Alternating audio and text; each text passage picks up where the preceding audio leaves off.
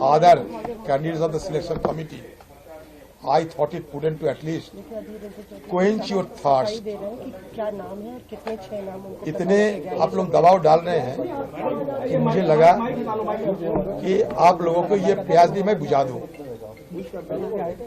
तो 6 नाम selection committee पेश किया था। मान लीजिए कि उत्पल कुमार सिंह, प्रदीप कुमार त्रिपाठी, ज्ञानेश कुमार, इंद्रभर पांडे, सुखबीर सिंह सांधु, सुधीर कुमार, गंगाधर राहत। इसमें गणेश कुमार और सुखबीर सिंह संधू चाहिए। एक और जहां सभी पार्टियां लोकसभा चुनाव 2024 की तैयारियों में जुटी हुई हैं, ऐसे में चुनाव आयुक्तों के चयन को लेकर गुरुवार को पीएम नरेंद्र मोदी की अध्यक्षता में चयन समिति की बैठक की गई। बता दें कि इस बैठक में कांग्रेस सांसद अधीर रंजन चौधरी को भी शामिल किया गया था। अब इस बैठक से निकलने के बाद अधीर रंजन का दावा है कि केरल के ज्ञानेश कुमार और पंजाब के सुखबीर संधू नए चुनाव आयुक्त होंगे।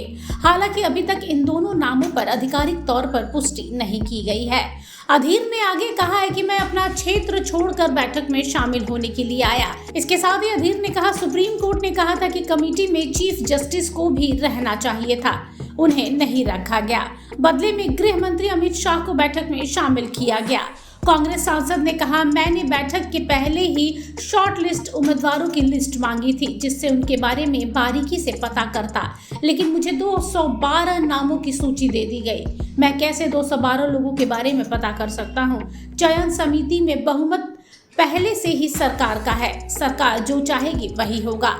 बता दें कि 2 चुनाव आयुक्तों के नाम तय करने के लिए पीएम नरेंद्र मोदी की अध्यक्षता में चयन समिति की बैठक हुई।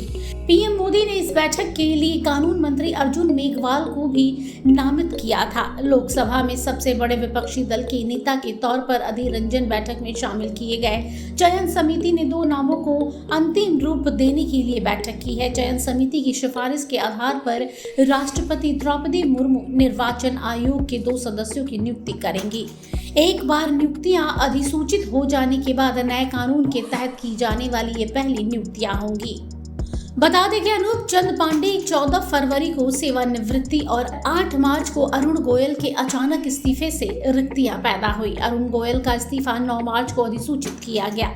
रिक्तियों के कारण निर्वाचन आयोग अभी केवल मुख्य निर्वाचन आयुक्त राजीव कुमार हैं। दूसरा मंत्री अमित शाह जी, प्रधानमंत्री अमित शाह जी, मैं और जो search committee law minister Arjun Meghwal की अगुवाई में हुई थी।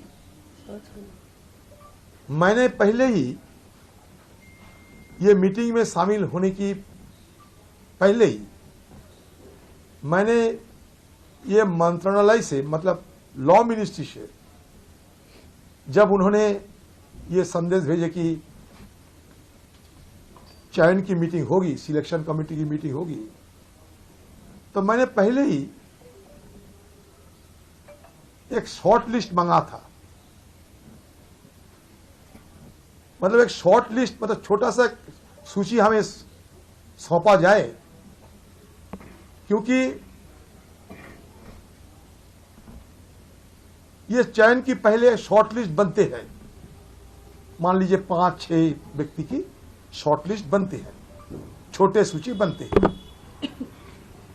तो मैंने मीटिंग में शामिल होने की पहले ही, अर्थात मतलब यहाँ दिल्ली में पहुंचते ही अगर ये मिल जाते तो हमें जांच पड़ताल करना, और ये जो सिलेक्शन कमेटी में जिसको नाम लाया जा रहे हैं, शॉर्ट लिस्ट अगर होते तो शॉर्ट लिस्ट के बदौलत सारे व्यक्तियों को, सारे जो प्रत्याशियों हैं, इनके बारे में मुझे बारीकी से जानकारी होती। लेकिन वो मौका मुझे नहीं मिली, क्योंकि मुझे जो सूची दिए गए थे वो मान लीजिए कुल मिलाकर 212 जन की, 212। तो मान लीजिए कल रात में मैं आए हैं दिल्ली, 12 बजे पहुंचे और सुबह 12 बजे हमें पीएम साहब के दफ्तर में चयन करने के लिए जाना पड़े, और इसी बीच रातों रात 212 व्यक्तियों को उनके बारे में मुझे कैसे बारीकी से जानकारी मिले और कैसे मैं अपना बुद्धि को इस्तेमाल करेंगे। तो मैंने देखा 212 क्या फायदा। दूसरी बात, हमारा जो कमेटी, ये कमेटी की में एक प्राइम मिनिस्टर है, उसके साथ होम मिनिस्टर, मतलब 2 मंत्री और मैं एक विपक्ष, मतलब शुरू से ही इस कमेटी में बहुमत सरकार की पक्ष में है। तो इसलिए मैं कहीं ये ना कहें, सरकार जो चाहेगी वही होगी। ब्यूरो रिपोर्ट, सूत्रकार समाचार। हमारा यह वीडियो अच्छा लगा तो इसे लाइक करें, शेयर करें और हाँ, सब्सक्राइब करना ना भूलें।